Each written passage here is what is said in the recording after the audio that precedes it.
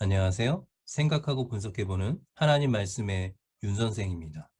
오늘은 요한계시록 7장의 말씀을 생각해보고 분석해보겠습니다. 7장 말씀은 총 17절로 되어 있습니다. 7장 말씀은 두 단락으로 나눠서 생각하고 분석해보겠습니다. 첫 번째 단락은 1절에서 8절입니다.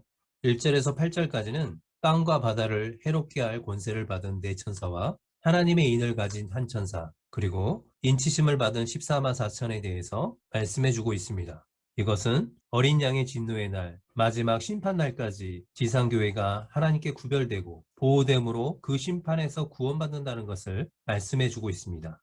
6장은 어린 양 예수님께서 첫 번째 인부터 여섯째 인까지 뗄 때 나타나는 재앙과 징조를 보여주었습니다. 이제 일곱 번째 인이 떼어져야 합니다. 그런데 7장에서는 일곱 번째 인이 떼어지지 않고 다른 것을 보여주고 있습니다. 1절에서 2일 후에 내가 보니 장면의 전환이 되고 있습니다. 그런데 이 말은 앞에 있었던 사건과 관련이 있다는 표현입니다. 그러므로 7장 말씀은 6장 말씀과 관련된 내용이라는 것을 알 수 있습니다. 어떤 내용이 관련되었는지 생각하고 분석해 보겠습니다.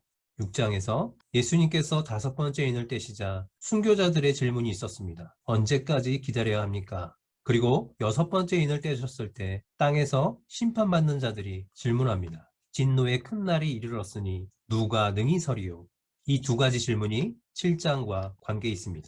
7장은 6장에서 질문한 것에 대한 대답을 말씀해 주고 있습니다. 이제 본문을 보겠습니다. 1절에서 3절까지는 첫 번째 질문이었던 순교자들이 언제까지 하나님의 심판을 기다려야 하는지, 그 이유가 무엇인지 구체적으로 보여주고 있습니다. 1절에서 요한은 네 천사를 보았는데 그들이 어디에 서 있습니까? 네 천사가 땅 네 모퉁이에 서 있습니다. 네 모퉁이 그리고 숫자 4는 피조 세계를 상징합니다. 그들은 2절에서 땅과 바다를 해롭게 할 권세를 받은 네 천사라고 말씀해주고 있습니다. 그런데 1절 후반부를 보면 네 천사는 땅의 사방의 바람을 붙잡아 바람으로 하여금 땅에나 바다에나 각종 나무에 불지 못하게 하고 있습니다. 바람은 심판에 대한 상징적 표현입니다. 네 천사는 땅과 바다를 해롭게 할 권세를 받은 존재이지만 지금은 그 권세를 사용하지 말고 잠시 기다리라는 명령을 받았습니다. 그 이유는 하나님의 인을 가진 천사들이 하나님의 모든 종들의 이마에 인을 쳐야 하기 때문입니다. 그때까지 땅과 바다를 해롭게 할 권세를 받은 네 천사에게 기다리라고 하셨습니다. 인을 친다. 인은 소유권을 상징합니다. 하나님은 세상 가운데 있는 하나님의 백성을 찾아내고 구별해 주십니다. 에스겔 9장 4절에서도 하나님께서 남유다를 멸망시키려 하실 때 그때도 믿는 자들을 구별하여 이마에 인을 쳐서 그들을 구원해 주십니다. 이와 같이 계시록에서도 지금은 환난 앞에 서 있는 자들에게, 믿는 자들에게 마지막 심판이 이르기 전까지 반드시 너희를 찾아내고 너희를 구별하신다는 말씀을 해주고 계십니다. 믿는 자에게는 마지막 심판이 없다. 내가 너희를 찾아서 구원하리라. 이것이 하나님의 뜻입니다. 믿는 자는 세상 끝날까지 믿음으로 승리하라고 말씀하십니다. 그러므로 하나님의 모든 종들의 이마에 인치심을 마칠 때까지 순교자들도 기다려야 합니다. 4절에서 8절까지는 하나님의 종들의 이마에 인치심을 받는 수가 얼마나 되는지 요한이 듣습니다. 4절에서 그 수가 14만 4천이고 그리고 5절에서 8절까지는 이스라엘의 지파의 이름을 구체적으로 언급합니다. 그런데 여기에는 단 지파가 없습니다. 이스라엘의 12지파를 이야기할 때는 므낫세나 에브라임 지파를 하나로 해서 요셉 지파로 이야기해야 12지파가 됩니다. 그런데 본문에서는 단 지파를 빼고 므낫세 지파와 요셉 지파로 이야기했습니다. 이스라엘 백성이 가나안 땅을 분배할 때는 레위 지파를 빼고 요셉 지파에게 두 몫을 주어 에브라임과 므낫세에게 각각 땅을 분배했습니다. 대신 레위 지파는 일정한 지역을 분배받지 않는 대신에 이스라엘 전 지역에서 48개 성읍을 분배받았습니다. 그렇다면 여기서 언급된 이스라엘 자손의 각 지파는 무엇을 의미하는 것일까요? 이 부분에 대한 해석은 크게 두 가지로 나누어집니다. 세대주의자는 단 지파는 우상 숭배를 해서 12지파에서 빠지게 되었고 그래서 여기서 언급된 이스라엘 자손의 각 지파는 실제 12지파의 회복을 보여주고 있다고 주장합니다. 그리고 단 지파가 빠지게 된 이유는 하나님께서 기업으로 주신 땅을 버리고 이사를 했고 그들은 우상 숭배를 했기 때문에 포함되지 못했다고 이야기를 합니다. 그러나 우상 숭배는 모든 지파가 행했습니다. 그리고 또 하나의 주장은 12지파의 회복이 아니라 유대인을 포함한 믿는 모든 자들의 회복, 바로 교회를 상징한다고 주장합니다. 여러분은 어떻게 생각하십니까? 저는 여기서 언급된 이스라엘 자손의 각 지파를 믿는 모든 자를 상징하는 것으로 해석해야 한다고 생각합니다. 그 이유는 마태복음 19장 28절과 누가복음 22장 30절에서 예수님께서 그의 제자들에게 12보좌에 앉아 이스라엘 12지파를 심판한다, 다스린다 말씀하셨습니다. 그리고 바울은 로마서 2장 28절과 29절에서 그리스도인들이 참 유대인이요 참 이스라엘이라고 했습니다. 그리고 야고보도 자신이 보내는 서신에 수신자를 언급하면서 교회의 성도를 흩어져 있는 12지파에게 문안한다 라고 했습니다. 베드로는 베드로전서 2장 9절에서 그리스도인을 택하신 족속이요 왕 같은 제사장들이요 거룩한 나라로 호칭했습니다. 그러므로 여기서 언급된 이스라엘 자손의 각 지파는 하나님의 모든 백성, 곧 구약과 신약의 교회를 상징한다고 볼 수 있습니다. 그리고 4절을 보면 요한은 내가 들으니라고 했습니다.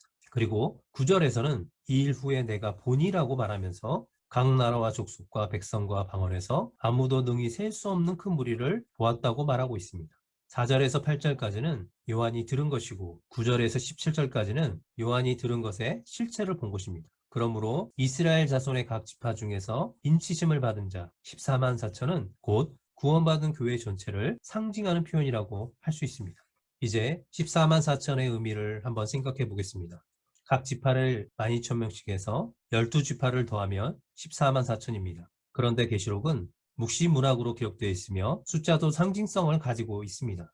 숫자 12는 하나님의 백성의 수를 상징하는 숫자입니다. 그리고 12,000명은 12 곱하기 1000으로 볼 수 있습니다. 그리고 숫자 1000은 10 곱하기 10 곱하기 10으로 볼 수 있습니다. 10이 3개 있다는 것은 많다, 아주 많다, 아주 아주 많다 그런 의미가 있습니다. 다시 말하면 1000이란 숫자는 셀 수 없는 상태를 상징하는 표현입니다. 그러므로 14만 4천의 수를 하나님의 백성의 수, 구약과 신약의 교회 12 곱하기 12 그리고 10 곱하기 10 곱하기 10으로서 많다, 아주 많다, 아주 아주 많다 셀 수 없는 무리의 상징적 표현으로 볼 수 있습니다. 그러므로 1절에서 8절까지 말씀은 하나님께서 마지막 심판이 이르기 전까지 하나님의 모든 종들, 구약과 신약의 모든 교회를 구별하셔서 그 심판에서 구원받게 하시겠다는 약속의 말씀입니다. 저와 여러분도 이 사실을 기억하고 그날까지 믿음으로 구별된 삶을 살 수 있기를 축복합니다. 다음은 9절에서 17절까지입니다.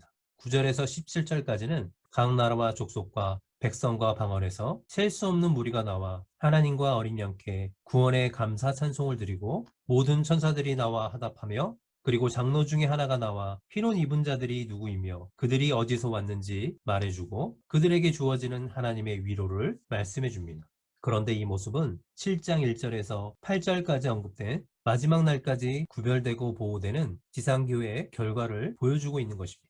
완성된 하늘교회를 보여줌으로써 하나님과 어린 양은 심판 중에서도 지상교회를 보호하시고 그 모든 일을 신실하게 행하시며 완성하신 분이라는 것을 보여줍니다.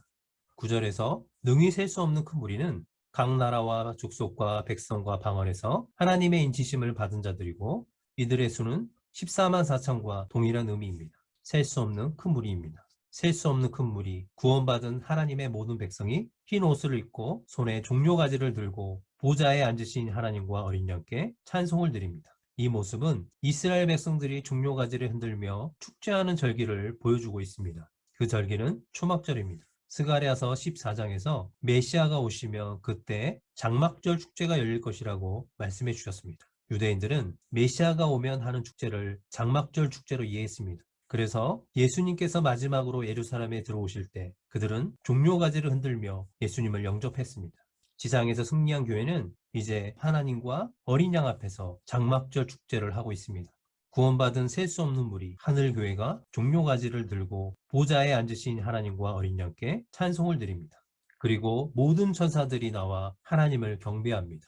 그런데 모든 천사들은 보좌와 장로들과 네 생물의 주위에 서 있다가 나왔습니다. 이 모습도 4장과 5장에서 보았던 모습입니다.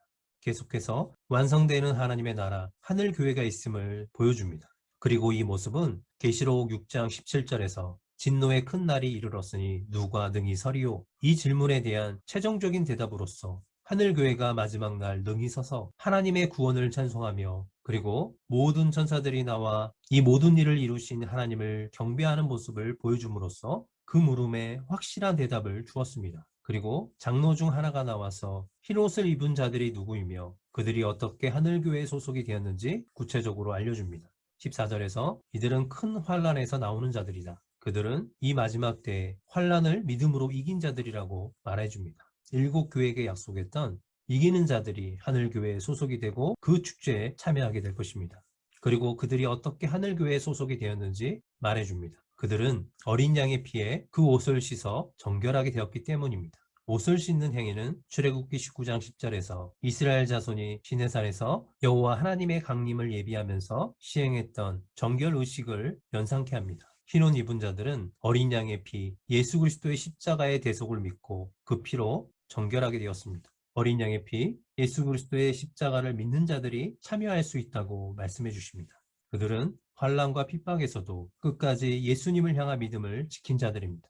우리들도 이런 믿음을 지켜내므로 하늘교회에 참여하는 모두가 될 수 있기를 축복합니다. 마지막으로 15절부터 17절까지는 흰 옷을 입은 무리가 얻게 되는 특권을 말해줍니다. 어린 양의 피에 그 옷을 씻어 희게 한 결과는 그들은 하나님 보좌 앞과 그 성전에서 밤낮으로 하나님을 섬길 것이며 하나님께서는 그들 위해 장막을 치실 것입니다.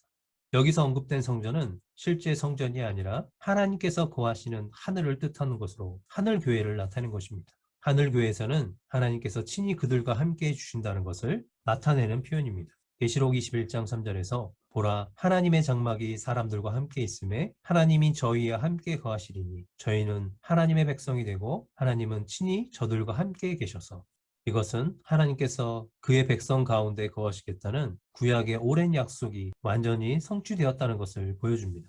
그리고 줄이지도 목마르지도 해나 아무 뜨거운 기운에 상하지도 아니한다. 이것은 하나님의 말씀과 그리스도의 증거를 붙잡고 살아갔던 당시 그리스도인들의 모습을 알고 위로해 주시는 말씀입니다. 그들이 당하는 환난을 아시기 때문에 예수님께서 친히 그들의 목자가 되어 주십니다. 그래서 그들이 환난을 통과하고 하늘 보좌 앞에 서게 되는 날, 그 모든 상황이 역전될 것을 분명하게 보여줍니다. 그러므로 이와 같은 복, 특권이 이기는 자에게 있다는 것을 알고 끝까지 믿음으로 승리하라고 격려하십니다. 마지막 날, 어린 양의 진노의 날, 믿는 자 교회는 능히 서서 구원하신 하나님과 어린 양을 찬송하고 경배할 것입니다. 마지막 시대를 살아가는 우리들은 이 사실을 끝까지 믿고 믿음으로 승리할 것입니다. 여기까지 7장 말씀입니다. 7장 말씀을 통해서 우리가 누구인지 성도의 정체성을 바르게 가질 수 있기를 축복합니다. 성도는 어린 양의 진노의 날, 마지막 심판의 날에 능히 서서 보존되는 존재이며 하늘교회에 소속이 되어 보좌에 앉으신 하나님과 어린 양을 찬양하며 그 축제에 참여하는 자라는 사실을 기억하며 믿음으로 사는 자입니다. 우리들 모두 그 자리에 서서 하나님과 어린 양을 찬양하는 모두가 될 수 있기를 축복합니다. 다음은 8장입니다. 8장은 7번째 인이 떼어지자 7나팔이 나오고 첫 번째 나팔부터 네 번째 나팔까지 불리는 내용입니다. 나팔 재앙을 통해서 마지막 시대에 이 땅에 나타나는 재앙과 징조가 무엇인지 바로 알고 믿음으로 사는 힘과 능력이 되기를 소망합니다. 다음 시간에 8장 말씀을 생각하고 분석해 보겠습니다.